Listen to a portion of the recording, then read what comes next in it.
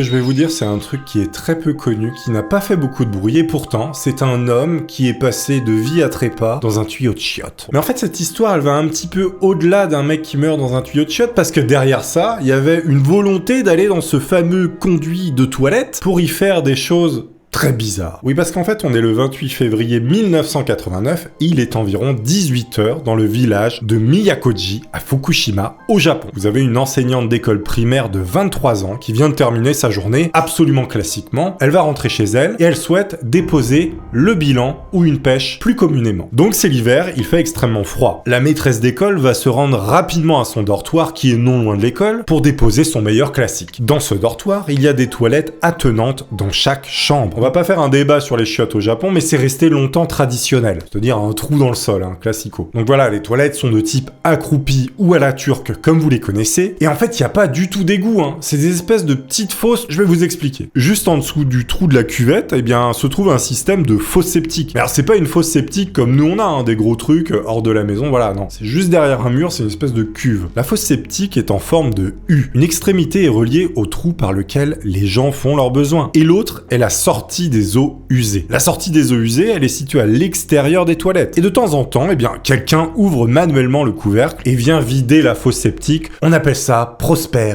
le purineur.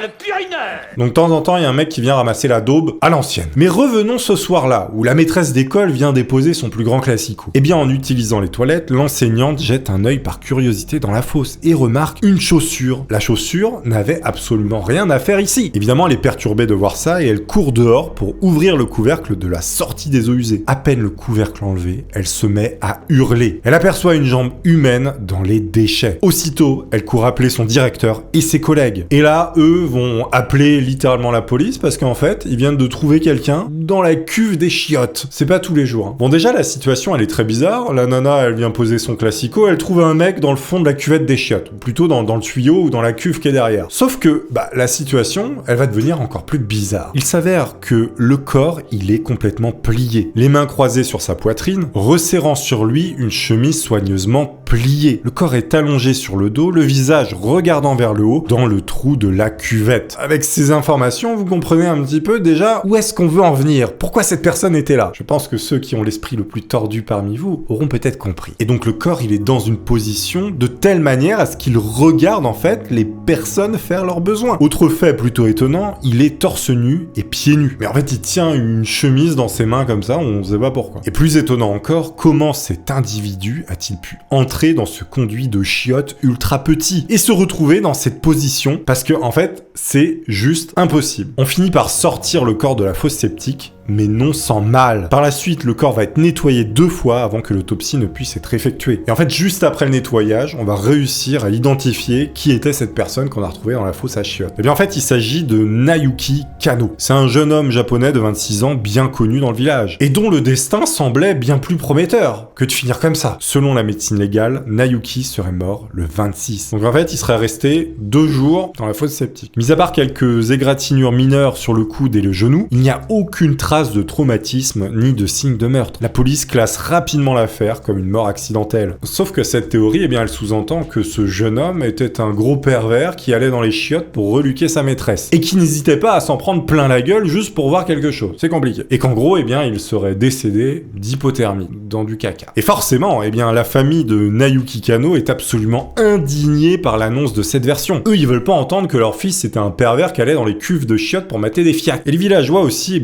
ils sont stupéfait. Tout le monde évidemment est sous le choc parce que tout le monde connaissait Naoyuki. En fait, il est décrit comme étant quelqu'un de fiable, sociable et surtout de très sérieux. Il avait un poste à responsabilité, il était directeur des ventes d'une entreprise soutenant les centrales nucléaires. Comme dans Groland. Oh, il était gentil, c'était un voisin sympathique, il me descendait les poubelles, il disait bonjour, il allait me chercher le pain. Et non, il allait dans la cuve des chiottes pour mater des fiacs. Les plus sympathiques, c'est souvent les pires. Mais au-delà de la réputation peu reluisante attribuée à Naoki Kano, la grande question c'est comment est-il entré là-dedans? Il y a eu des tests de fait. C'est impossible de rentrer dans cette cuve tout seul. Le tuyau de sortie des eaux usées a un diamètre de 36 cm, tandis que l'autre extrémité, là où les besoins sont faits, n'est clairement pas accessible puisqu'il fait seulement 20 cm de diamètre. En gros, si on veut rentrer là-dedans, on ne peut que par l'ouverture extérieure, donc celle des eaux usées qui fait 36 cm de diamètre. Et donc il faut être extrêmement maigre ou petit, avoir des os extrêmement fins. 36, hein, épais comme ça, hein, les épaules. Le truc en plus, c'est que Naoyuki il mesurait 1m70, donc il était relativement grand pour un japonais. Donc sa taille d'épaule ne faisait pas 36 cm, c'est impossible pour lui. Et selon les données publiées par le ministère japonais de l'économie, la largeur moyenne des épaules des hommes âgés de 25 à 29 ans au Japon est de 40 cm, sachant que le diamètre du trou des eaux usées est de 36, et que le fond mesure 1m25. Il est impossible d'entrer dans ce tuyau par soi-même, et encore moins d'obtenir la posture dans laquelle il a été trouvé. Oui, parce qu'il était complètement tordu, et c'est impossible de se mettre comme ça. On ne sait pas comment il a fait, ou quelqu'un l'a mis. Bon alors, quelques temps plus tard, le père de Naoyuki Kano utilise le tuyau de la fosse septique découpé dans lequel a été retrouvé son fils pour rejouer la scène. Vous imaginez, le père refait la scène pour prouver que c'est pas possible. Et lui, en fait, il est persuadé, son père, que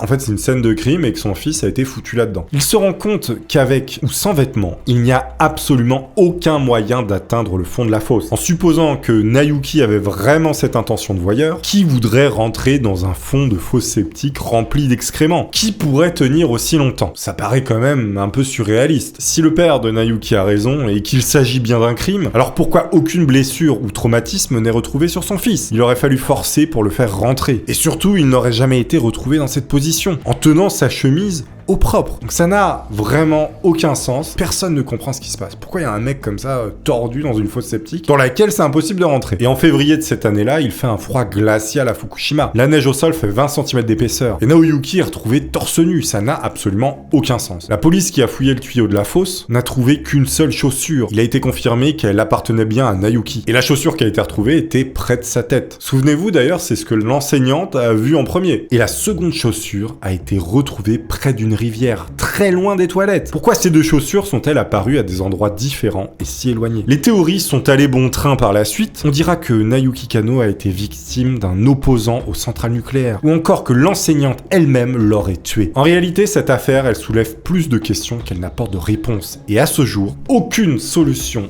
satisfaisante n'a été donnée. Est-ce que, vous, en commentaire, vous auriez des théories? Mais des histoires bizarres comme ça, il y en a d'autres. Et voici la seconde.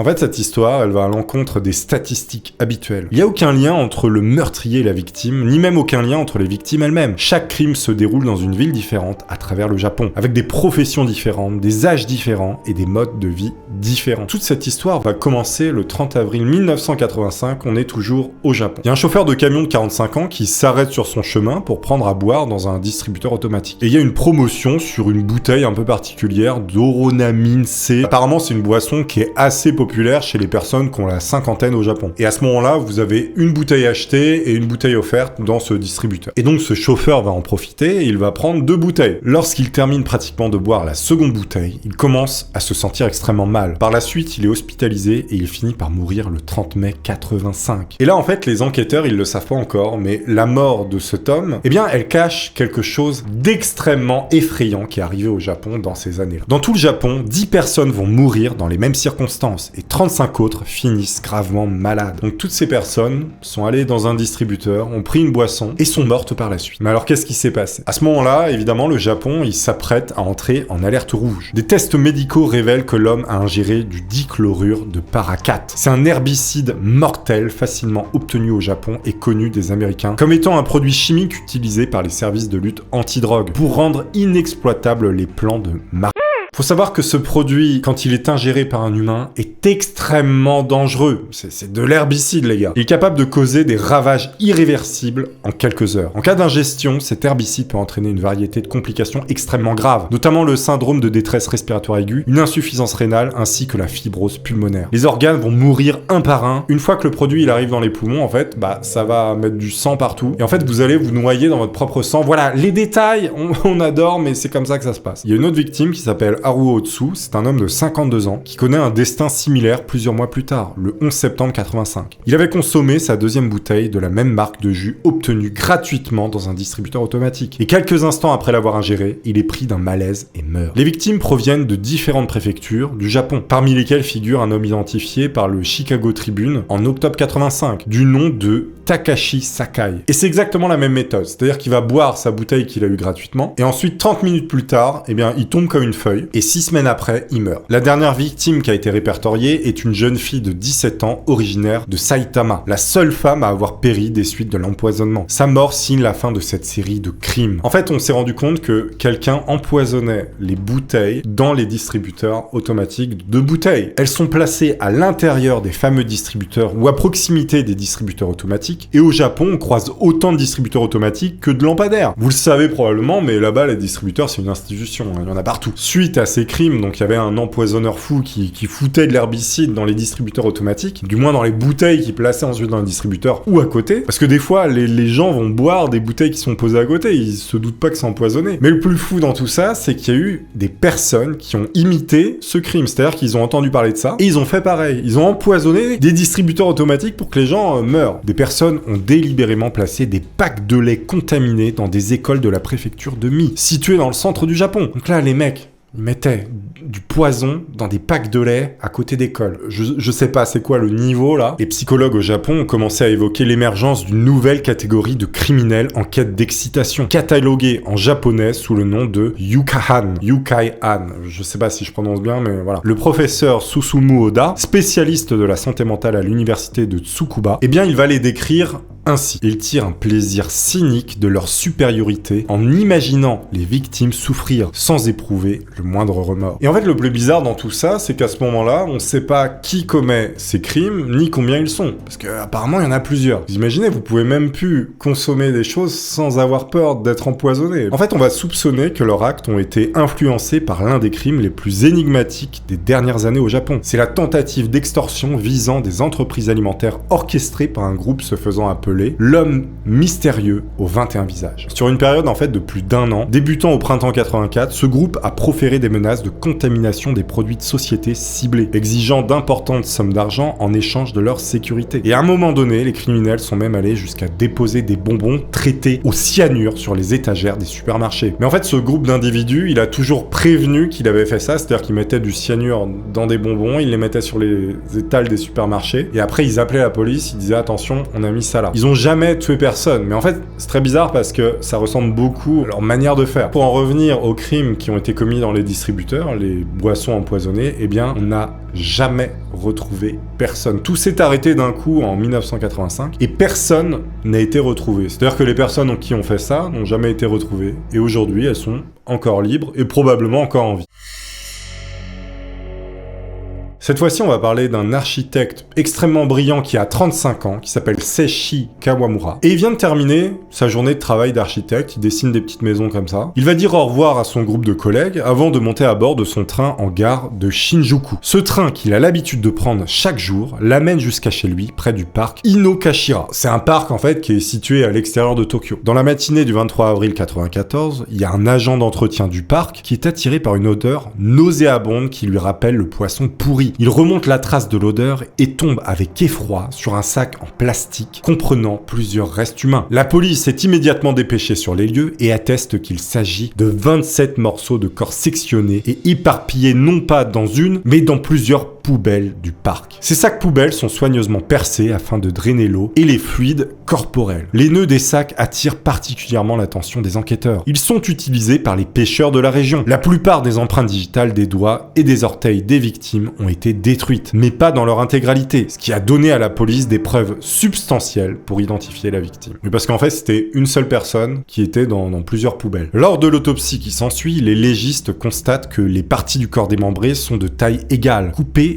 de 20 cm de longueur et de 30 cm de largeur, ce qui est également proche des dimensions des poubelles du parc. Ce qui est très bizarre, c'est qu'on va noter que ce corps a été découpé de manière très professionnelle, même trop professionnelle, parce qu'on se rend compte qu'il n'y a qu'un chirurgien qui est capable de le faire faire comme ça. On va pas réussir à déterminer la cause du décès, déjà parce que le corps n'avait aucune trace de fracture, ou encore de blessure, ou même de drogue dans les tissus. Le plus effroyable dans tout ça, c'est qu'on va découvrir en fait à l'autopsie sur ses côtes des traces d'hémorragie antémortem, donc avant la mort, ce qui signifie, accrochez-vous bien, que le mec a été découpé en petits cubes, tout ça de son vivant, avec une scie électrique. J'espère que vous ne mangez pas. Bon appétit. Les autorités notent que, pour y parvenir, le coupable aurait non seulement eu besoin de connaissances anatomiques approfondies, mais que la quantité d'eau nécessaire pour laver et drainer le sang du corps nécessiterait un grand approvisionnement en eau, qu'un système d'eau domestique ordinaire ne peut pas avoir. Donc alors, soit c'est un boucher charcutier, soit c'est un chirurgien. Le torse, la poitrine et les organes génitaux de la victime n'ont pas été retrouvés et n'ont jamais été découverts depuis. Une théorie veut que certains sacs à ordures contenant ces parties auraient peut-être déjà été collectés par des agents d'entretien la veille, avant d'être expédié au centre d'élimination des déchets. En revanche, aucune preuve ADN ne permet d'exploiter la piste d'un possible suspect. Chaque ami et connaissance de Seishi a été longuement interviewé et sa chambre soigneusement fouillée. On n'a jamais trouvé qui